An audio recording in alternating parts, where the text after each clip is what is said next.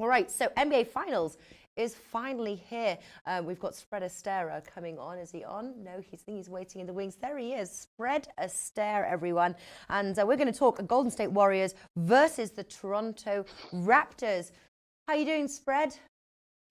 I'm doing great. How are you doing today, Natalie? Not too bad, not too bad at all. It's an interesting day of sports that we're covering, and obviously, I've just finished talking about Cricket World Cup. Now it's the NBA Finals, and what's interesting is obviously Toronto is making its first appearance in franchise history, but they are quite big underdogs already at the start of the series.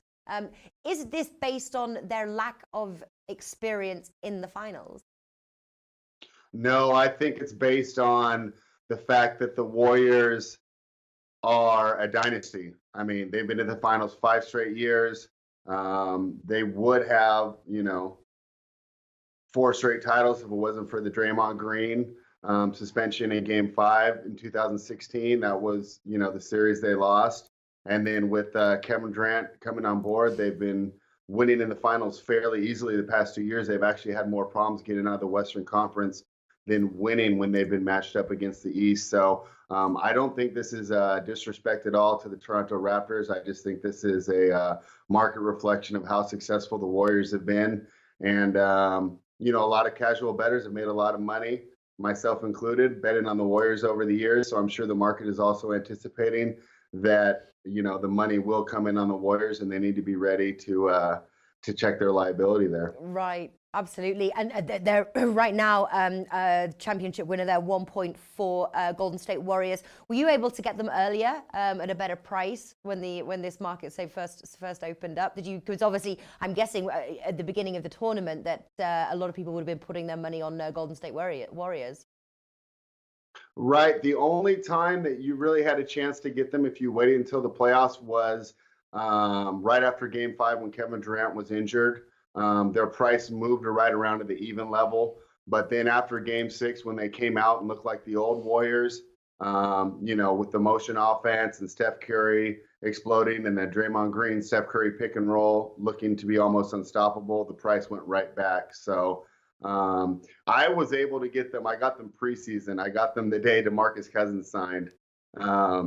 So I've had this one sitting around for a year, but I'd say there's a lot of uncertainty going into the series. I think this is a very hard series to handicap before the series because of the injury unknowns. We don't know if Kevin Durant will come back. Yeah. We don't know how well Andre Iguodala will play. And I was, sitting there and I'm looking on the internet right before we went on because DeMarcus Cousins says he'll make an announcement on his availability. Well, his announcement was that he was questionable. So it really didn't give us much information. Cousins, I'm not really too concerned about, but I think that Durant and Iguodala, especially defensively, have a lot to do with the outcome of this series. I think if neither of them play, I think that Toronto has a really good chance to win. Ooh. Okay, because I was going to say, how vital is Kevin Durant for the Warriors? I think in this case he is vital. I don't think that they really needed him to get to the Western, to the finals to advance out of the Western Conference. But I really do think that they would like to have him here. I think that the length that he provides on defense and his ability to score in half-court situations, if the Raptors are able to shut down the Curry Green pick and roll, which is the main offense they've been running since Durant was injured, I think that could be a factor. So I think Kevin Durant's availability will be huge. And the other thing is, if he does come back, will he be 100%? If he rushes back and he gets out on the court, he's only 70 or 80%. He's still going to be able to score, but I don't know how effective he'll be on the defensive end, and that's where they're really going to need him. Yeah, yeah. So is the first game of the series that's being played at Golden State Warriors? No, the first game of the series, Toronto finished with a better regular season record. They also were 2-0 against the Warriors during the regular season, although not all participants played. Their Raptors made a big trade since then, adding a stretch 5 of Marc Gasol, who also is very good defensively and a nice veteran defensive presence for him. So I went back to kind of watch those games to get set up for my preview, and I really wasn't able to glean a lot of information especially because Durant played in both. So we don't really have an idea of how the Raptors will try to stop the pick and roll, which the Warriors have been using so well. My idea is that they'll probably try to put Kawhi Leonard on Draymond Green, and then the idea would be is if they try and switch on that, then Leonard will end up on Curry. And to have your best defender against the opposing team's best offensive player, that's always a spot you want to be in when you're designing a defense. Yeah, yeah. So the Toronto Raptors, they have the home advantage on the opening game of the series. They're priced 1.92. Golden State Warriors 2.02. So it's pretty close. But home soil, or in this case, I'm guessing home, not soil, is it? Home court. Home court. Home soil. I'm always talking football, so this is, home wood, or whatever they're running. So would you take a lean right now to Toronto Raptors, or are you looking more on the totals? Okay, so Toronto Raptors seem to be a good bet for game one. Historically in series, they have not done well in game ones. They've just had a problem historically for whatever reason. So I think that might be the reason there's not even more of a rush on them. But yeah, I would lean Toronto here in this game one. I kind of like the fact that they have a little less rest. I think they'll be a little fresher. And without really knowing Iguodala's status. Now, he says he's going to play, but how healthy will he be? Remember, the last time we saw him was in Game 6 of Houston, where he missed the whole fourth quarter with a calf injury. The MRI came back negative, but that doesn't necessarily mean that he'll be ready to play. If this were the regular season, we know that there's no chance that he would be playing with the condition he's in. And he's really one of their switch defenders that they really need. And if he's not 100%, I think the Raptors will be able to take advantage of that. Another one that I would look for game one is the under is 213.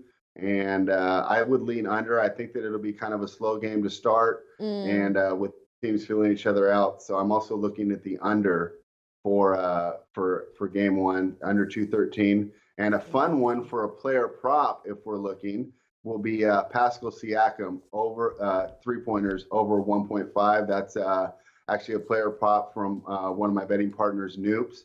Now, he's doing a lot in the three-point market. And, and I kind of agree with him here that we think that Siakam will get a chance. The way the Warriors will design their defense should leave Siakam with some open looks. We think that they will key on Kawhi Leonard, Gasol, and Fred VanVleet, leaving Siakam a chance to get some open three-point looks. Okay. You've got here, obviously, the betting tips, read your article, Overdose Markets. Klay Thompson to score the most points in the series.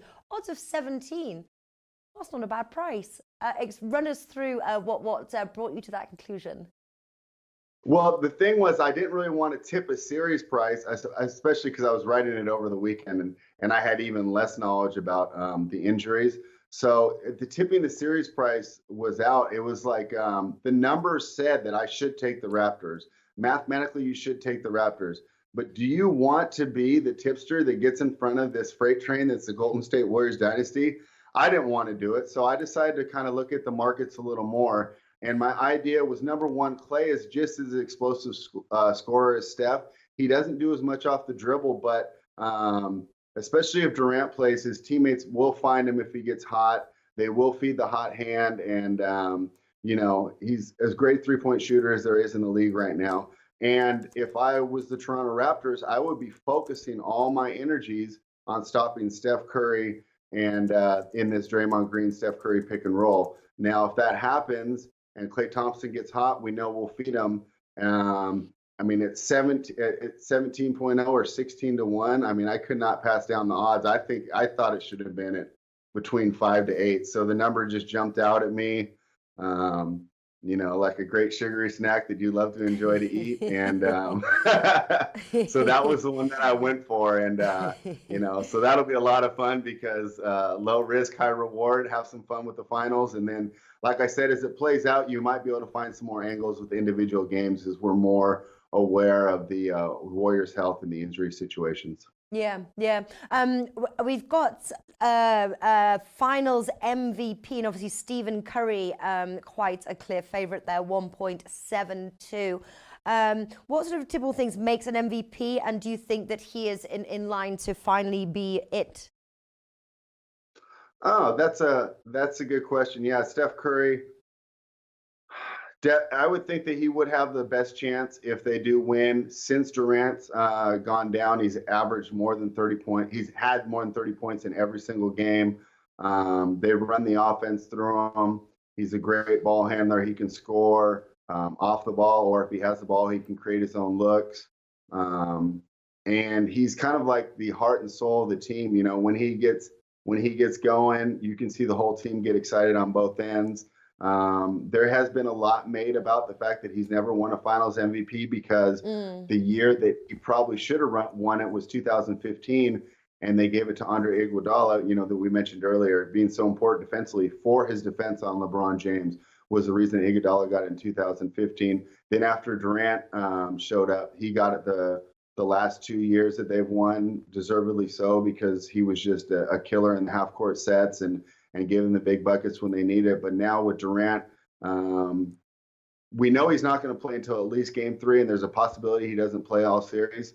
I see no reason that if you think the Warriors are going to win, Steph Curry to be an MVP, that's a better price. And what'd you say it was 1.4 for them to win it?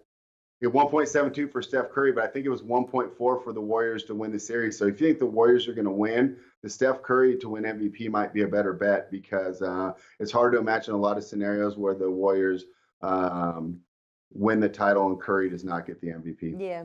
So forget about price and forget about everything. Who do you think is going to win the series at this moment? Do you think Warriors is just too hard of a one to pass up to I think the Warriors are going to win. I think that they're too good. I think that they play well. I think they're underrated defensively, and I just think they have the dynasty going on. And I don't want to get in the way of that train. Now, like I said, the numbers don't really reflect a lot of value for you to try and take that price. But if you're just picking it for bragging rights, I think the Warriors are the way to go. Yeah. All right. Sometimes, though, if you saw with Real Madrid with Champions League, you know, sometimes when someone new to it, they've got that little bit more spur, don't they? But all right, I'm gonna take your word for it. Golden State Warriors there to win the series.